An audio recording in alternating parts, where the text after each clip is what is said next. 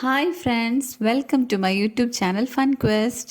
ഒട്ടും കയ്പില്ലാത്ത നല്ല ടേസ്റ്റി ആയിട്ടുള്ള പാവയ്ക്ക പുളിങ്കറിയുടെ റെസിപ്പി ആയിട്ടാണ് ഇന്ന് ഞാൻ വന്നിട്ടുള്ളത്. നിങ്ങൾ ആദ്യമായിട്ടാണ് എൻ്റെ ചാനൽ കാണുന്നതെങ്കിൽ സബ്സ്ക്രൈബ് ചെയ്യാനും തൊട്ടടുത്ത് കാണുന്ന ബെല്ലൈക്കണിൽ ഓൾ പ്രസ് ചെയ്യാനും മറക്കരുതേ. കൂടെ ലൈക്ക് ചെയ്യാനും ഷെയർ ചെയ്യാനും കമൻറ്റ് ചെയ്യാനും.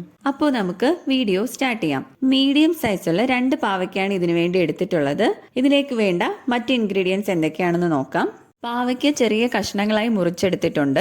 കൂടാതെ 2 തണ്ട് കറിവേപ്പില, 10 ചെറിയ ഉള്ളി, 5 പച്ചമുളക്, 20 വെളുത്തുള്ളി, മീഡിയം സൈസിലുള്ള ഇഞ്ചി, 150 ഗ്രാം പുളി, 3 ടീസ്പൂൺ അരി, 1 ടീസ്പൂൺ ചെറിയ ജീരകം, 1 ടീസ്പൂൺ ഉലുവ, 1.5 ടീസ്പൂൺ മുളകുപൊടി, 1/2 ടീസ്പൂൺ മഞ്ഞൾപ്പൊടി, 1/2 ടീസ്പൂൺ ഉപ്പുപൊടി, 3 കഷ്ണം ശർക്കര.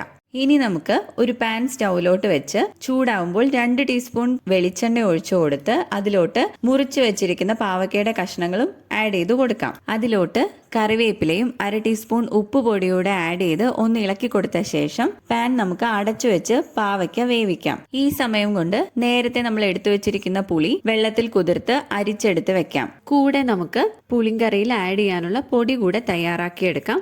അതിനു വേണ്ടിയാണ് നമ്മൾ അരി, ജീരകം, ഉലുവ ഇവ എടുത്തു വെച്ചിട്ടുള്ളത്. ഒരു പാൻ അടുപ്പിലോട്ട് വെച്ച് ചൂടാവുമ്പോൾ അതിലോട്ട് എടുത്തു വെച്ചിരിക്കുന്ന അരി നമുക്ക് ആദ്യം ആഡ് ചെയ്ത് കൊടുക്കാം.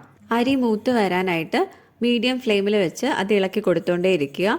ലൈറ്റ് ബ്രൗൺ കളറായി വരുന്ന സമയത്ത് ജീരകവും ഉലുവയും കൂടെ നമുക്ക് ഇതിലോട്ട് ആഡ് ചെയ്ത് കൊടുക്കാം. എല്ലാം നന്നായി ഇളക്കി കൊടുത്ത് നല്ലതുപോലെ റോസ്റ്റ് ചെയ്തെടുത്ത ശേഷം ഫ്ലെയിം ഓഫ് ചെയ്ത് ചൂടാറാനായിട്ട് വെയിറ്റ് ചെയ്യാം. ചൂടാറിയ ശേഷം മിക്സിയുടെ ജാറിലോട്ടിട്ട് ഇത് നമുക്ക് പൊടിച്ചെടുക്കാം. പാവയ്ക്കയുടെ അടപ്പ് നമുക്ക് ഇടയ്ക്കൊന്ന് തുറന്ന് ഇളക്കി കൊടുക്കാം. ഇതിൽ നമ്മൾ വേറെ വെള്ളം ഒന്നും ആഡ് ചെയ്തിട്ടില്ല.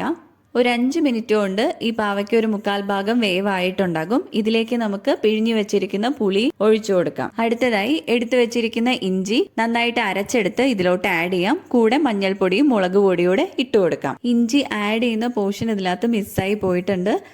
ഈ ഒരു പരുവത്തിലാണ് ഇഞ്ചി അരച്ചെടുത്തത് ഇതിലേക്ക് ആഡ് ചെയ്യുമ്പോഴുണ്ടാവുന്നത്. എല്ലാം ഒന്ന് നന്നായി ഇളക്കി കൊടുത്ത ശേഷം തിളയ്ക്കാൻ തുടങ്ങുന്ന സമയത്ത് നമുക്ക് ഇതിലേക്ക് എടുത്തു വെച്ച ശർക്കര കൂടെ ആഡ് ചെയ്ത് കൊടുക്കാം. ഇനി നമുക്ക് ഇത് അടച്ചു വെച്ച് നന്നായിട്ട് കുക്ക് ചെയ്തെടുക്കാം. ഈ സമയം കൊണ്ട് ചെറിയ കഷ്ണങ്ങളാക്കി മുറിച്ചെടുത്തിട്ടുള്ള വെളുത്തുള്ളി, ചെറിയുള്ളി, പച്ചമുളക് ഇവ താളിച്ചെടുക്കാം. അതിനായി ഒരു പാൻ അടുപ്പിലോട്ട് വെച്ച് ചൂടാകുമ്പോൾ 1 ടീസ്പൂൺ വെളിച്ചെണ്ണ ഒഴിച്ചു കൊടുക്കാം. അതിലോട്ട് മുറിച്ചു വെച്ചിട്ടുള്ള കഷ്ണങ്ങൾ ആഡ് ചെയ്ത് കൂടെ ഒരു 2 വറ്റൽ മുളക് കൂടെ മുറിച്ചിട്ട് കൊടുത്ത് നന്നായിട്ടൊന്ന് വഴറ്റിയെടുക്കാം. ശർക്കര ആഡ് ചെയ്ത് പുളിങ്കറി നന്നായിട്ട് വെട്ടി തിളച്ചിട്ടുണ്ട്. ഇതിനകത്തോട്ട് നമ്മൾ താളിച്ചെടുത്തിട്ടുള്ളവ ആഡ് ചെയ്ത് കൊടുക്കാം. എല്ലാം ഒന്ന് നന്നായിട്ട് മിക്സ് ചെയ്ത് കൊടുത്ത ശേഷം 2 മിനിറ്റ് നന്നായിട്ട് വെട്ടി തിളയ്ക്കാനായിട്ട് നമുക്ക് വെയിറ്റ് ചെയ്യാം. അതിനുശേഷം നേരത്തെ പൊടിച്ചു വെച്ചിട്ടുള്ള അരിയും ജീരകവും ഉലുവയും കൂടെ ചേർത്ത പൊടി നമുക്ക് ഇതിലോട്ട് ആഡ് ചെയ്ത് കൊടുക്കാം. ഈ പൊടി ഇട്ട ശേഷം ഒന്ന് നന്നായിട്ട് തിളയ്ക്കുമ്പോഴത്തേക്കും ഈ പുളിങ്കറി ഒന്ന് നല്ല തിക്കായിട്ട് വരും. ആ ഒരു പരുവത്തിൽ നമുക്ക് ഗ്യാസിന്റെ ഫ്ലെയിം ഓഫ് ചെയ്യാം. അങ്ങനെ നമ്മുടെ പുളിങ്കറി റെഡി ആയിട്ടുണ്ട്.